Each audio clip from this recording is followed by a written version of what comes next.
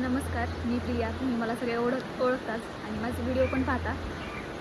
खरं तर 2-3 दिवस झालं तब्येत माझी डाऊन आहे आणि मनात पण असं एकटी असल्यामुळे कदाचित सारखे निगेटिव्ह विचार येत होते की हे असंच का, किंवा हे असं माझ्यासोबतच का घडतं. म्हणजे खरं तर ज्या गोष्टींचा मी विचारही नाही करायला पाहिजे त्या गोष्टी माझ्या डोक्यात येत होत्या आणि काय माहिती नाही, पण पूर्ण निगेटिव्ह झालं होतं. पण मग विचार केला की घरी एकटं राहण्यापेक्षा, किंवा मी बहिणीकडे आले तुम्हाला तर माहीतच आहे.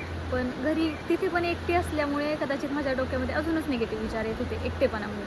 मग दिदूच्या घराजवळच सोपन काकाचं मंदिर आहे सासवडमधलं.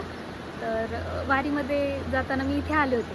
तर म्हणलं चला तिथे आज सोमवार आहे तर पिंड पण आहे महादेवाची, तर तिथे जाऊन जरा दर्शन वगैरे घेऊ आणि शांत वाटेल मनाला म्हणून मी आले होते मंदिरात दर्शनासाठी. आणि खरं सांगू का, कदाचित मंदिराचं वातावरण तसं असेल किंवा देवानेच असा हा निसर्ग बनवला आहे ना की ज्याच्यामध्ये आल्यानंतर आपल्याला अजून पॉझिटिव्ह वाटलं पाहिजे. मंदिराचं वातावरण आणि असं छान निसर्गामध्ये आल्यामुळे मला जरा पॉझिटिव्ह झालं. आणि नंतर विचार आला की एवढा विचार करून काय करणार आहे, खरं गरज आहे का एवढा विचार करण्याची, तेही आत्ता.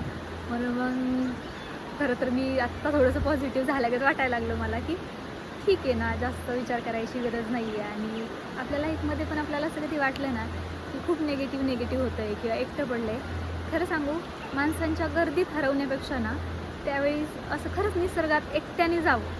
म्हणजे कदाचित असं वाटेलही तुम्हाला की एकटं वाटत असताना एकट्यातच कशाला जायचं.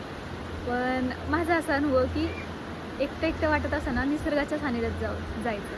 म्हणजे आपण स्वतःला ओळखतो आणि स्वतःचीच आपल्याला नव्याने ओळख होते आणि आपला दिवसही चांगला होऊ शकतो कदाचित, जसं की माझा झाला आहे. आणि कदाचित तुम्हाला हे माझं मत पटेल किंवा नाही पटणार, पण प्रत्येकाचं मत वेगळं असतं, प्रत्येकाचे विचारही वेगळे असतात. तर तुम्ही माझ्या मताशी सहमत आहात की नाही हे मला कमेंटद्वारे सांगा. आणि असेच माझे व्हिडिओ पाहण्यासाठी मला लाईक आणि फॉलो करायला विसरू नका. चलो बाय.